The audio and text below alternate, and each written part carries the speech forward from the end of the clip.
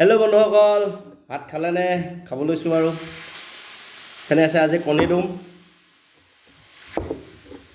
ডুমৰ লগত আলু আৰু বিলাহী আৰু কণী ডুম কৃষ্ণ আৰু আছে আপোনাৰ কাঁচকলৰ দাইল আৰু আছে এইটো নৰসিংহ পাত এনেকৈ ফ্ৰাই কৰি দিছে, বেঙেনা ফ্ৰাই আৰু আছে আপোনাৰ চাটনি।